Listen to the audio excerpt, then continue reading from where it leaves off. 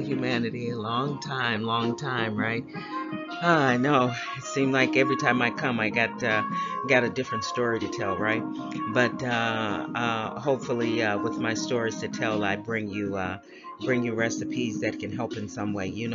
Uh, most of us that I'm talking to, well, that can relate to what the recipes and the things that I say on the channel. We've really had a long journey thus far as it relates to overeating, cravings, and just so desirous of sugar that we haven't been able to help ourselves, it seems. You remember my story. Going through the course of a day before this new eating lifestyle, eating the accumulation for four normal individuals' food intake. That's how much I would eat in the course of a day, and it was just like a bottomless pit. No matter how much I ate, the satiety just seemed to never come before this eating lifestyle. I've had a lot of bumps in the road, and I still have a long way to go, but it's nothing like what life was like for me as it relates to eating before I found this eating lifestyle. And the cravings for sugar. You remember I told you I could eat a bag of cookies, a bag of the little small candies, and other sugar throughout the course of the day, and that's in one day, and I would still crave sugar at the end of the day. Well, anyway, a lot of the recipes that I try to bring to you, and not only do they bring satiety, but they take out a lot of the recipes don't have all of the carbs. They don't have, a lot of them are sugar free. They don't have a lot of the preservatives and just so many different things that those of us like myself struggle with. So if you're coming out of the struggle, going in the struggle, or just, taking the long way home like most of us do, here's another recipe for you. It sounds weird, but when I tell you it is so tasty, well, at least it is for me and someone in my family. We really it was surprising to find something as healthy as a turnip, to be able to take that along with the homemade bread, which is effortless, three ingredients, very easy to prepare, and to have something like that, at your hand, and be able to eat that and get satiety, and not feel guilty about eating it. Well, anyway, I'm really on this quest now to find various other recipes where I can use the main ingredient as a turnip. As a matter of fact, I have a turnip in the oven now. I want to try to.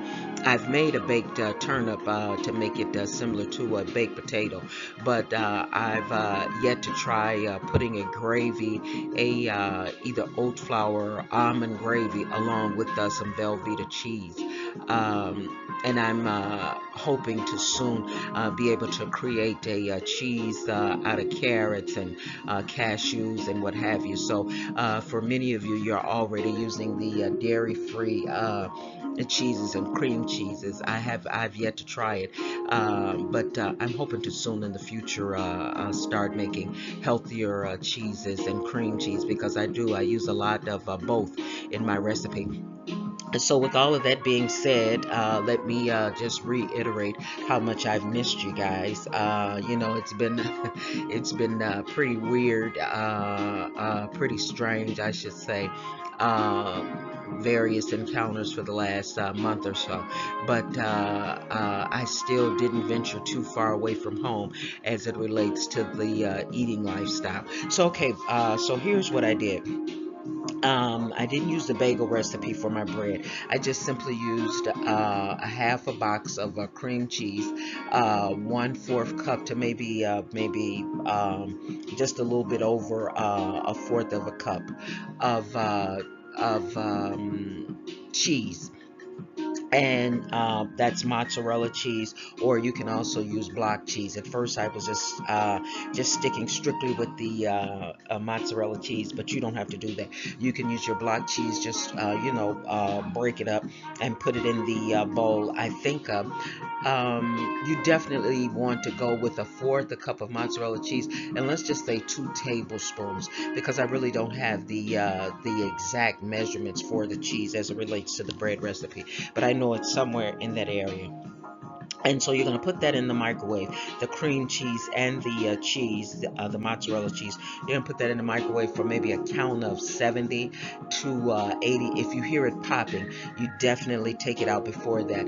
Your trick is to the objective is to have both the cream cheese and the mozzarella cheese mesh into each other, melt. And so that way, when you take it out of the microwave after a count of 70 or a count of 80, and you start stirring immediately. And when you stir it, you should almost get a well, not quite a doughy consistency, but it should be real smooth. Then you're going to go in with 2 tablespoons of oat flour or almond flour, whichever one you choose. You'll put in 2 tablespoons, and you'll know that you have enough. It should look like dough instantly after you put the flour in and you stir it. If it doesn't look like dough, that means that you probably need another tablespoon of either the almond flour or the oat flour.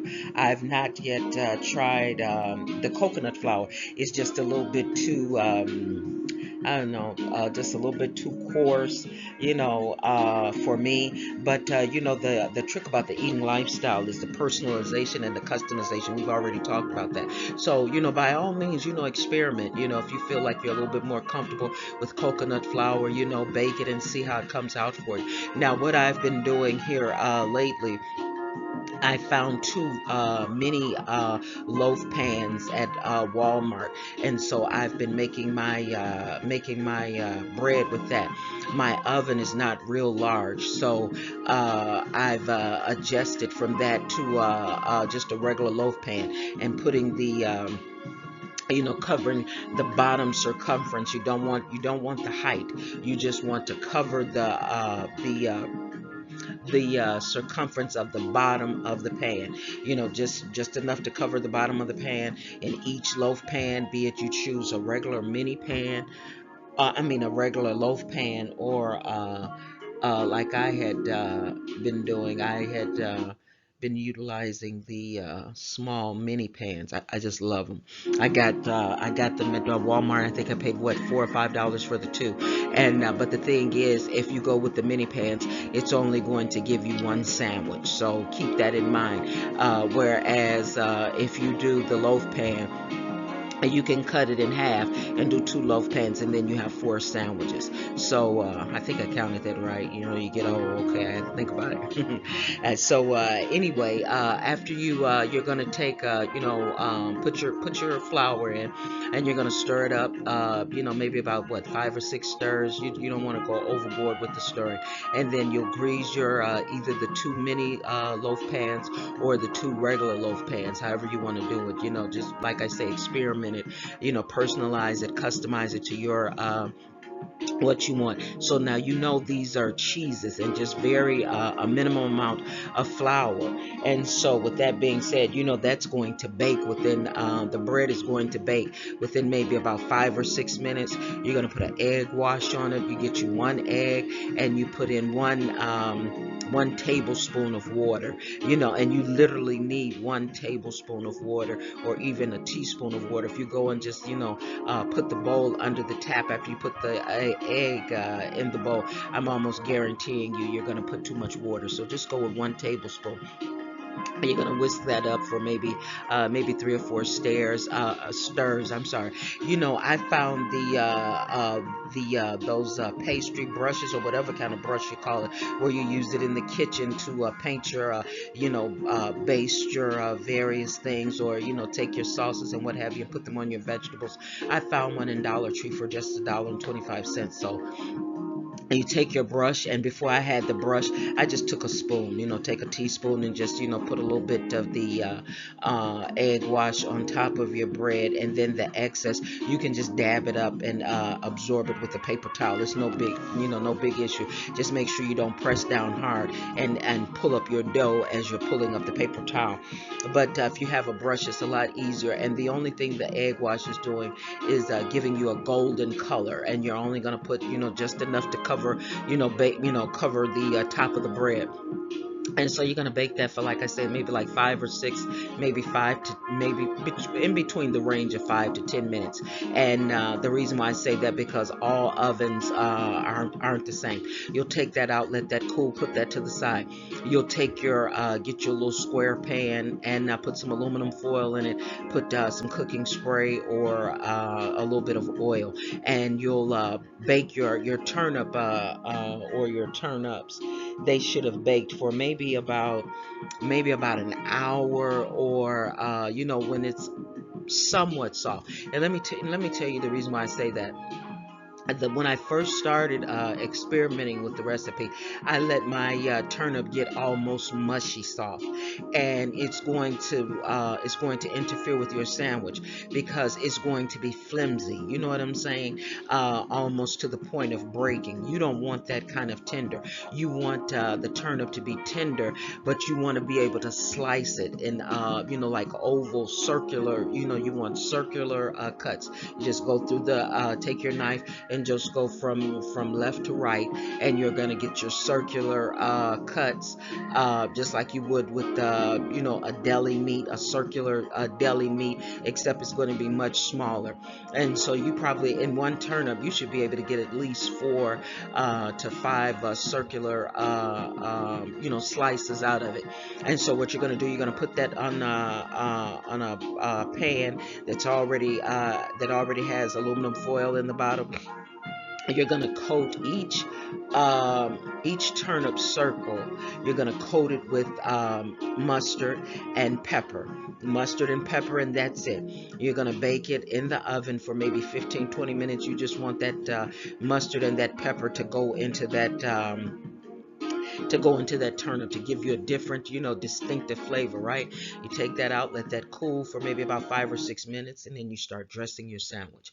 And the thing is, you're gonna take your now cooled bread, and it should be nice and golden brown, and you're going to turn it on the opposite side, that's golden brown, so that way when after you've layered your sandwich, the part that should be showing is the golden brown part. So you're going to take one of your circular turnips. You're going to put that on, and then you're going to put on or how, what, use your own personalization, especially with that, because some people like their mayo, some people like their favorite salad dressing, whichever topping that you prefer. I don't really know, but your mayo, a lot of people, they like their mayo to go on the bottom. So if you like your mayo to go on the bottom and that to be the first thing, put you a nice serving of mayo on the bottom of each bread. And then you're gonna go start layering. You're gonna put your circular turnip. Then you'll go in with your tomatoes. If you want a little small thin piece of cucumber. And you know what, humanity? I am having the hardest time. I haven't gone to Whole Foods or a couple of other almost like specialty shops. I cannot find the alfalfa sprouts. I want to put that on my sandwich so bad, but I literally can't find it. So however you address your regular, if you're making a regular deli sandwich at home, that's how you would dress this up, and you would just make it small enough to go on your bread. And so after you put your mayo either on bottom or either on the top of your vegetables that you've dressed up, however you want to do it, it's fine. And that's your sandwich. You have your mayo or your favorite salad dressing. You have your vegetables. Oh, and after you before you put your lettuce on, before you put your before you put your tomatoes on, you're gonna go and put your maybe a tablespoon of mozzarella cheese, and that's optional, on each side of the bread, so that way it's already melted, and then you put your cool vegetables on top of your melted cheese. But by all means, personalize it, do it however you'd like. Maybe put your vegetables, don't forget to put your lettuce on as well, or your kale, or however. Put your cheese on top of the vegetables, or melt your cheese after you've put your vegetables on. Just use your own discretion. Because with me, what I did was I took the vegetables, and I left them off, and I melted my mozzarella cheese, and then I put the vegetables on top. But you may not like the way that look, that may not be aesthetically pleasing to you. So however you want to do it, but just make sure that if you are going to go with your mozzarella cheese or your favorite cheese, make sure to melt it, and I believe it'll give you a better flavor. But however you choose to do it.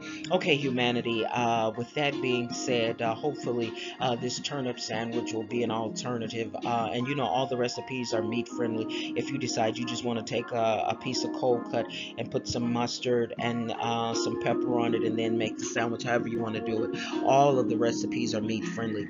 But if you're looking for an alternative, something that is pretty healthy in terms of the selection of the mock meat, the turnip, you would be surprised, is a really good selection.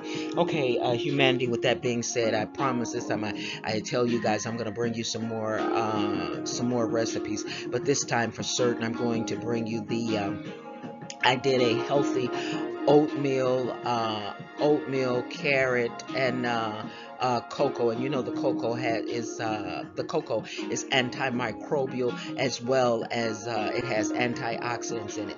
So I took the carrots, and took nothing but oats, and put that in the Ninja, and then made the cake. So I'm gonna bring you that recipe. So you're basically eating a real nice sugar-free cake that is comprised of nothing but oatmeal, carrots, and cocoa. And remember, I told you the advantageous ingredients in the cocoa. Okay, so with that being said, if I don't come right back, I'm really, really going to try this time to at least bring you that recipe later on tonight.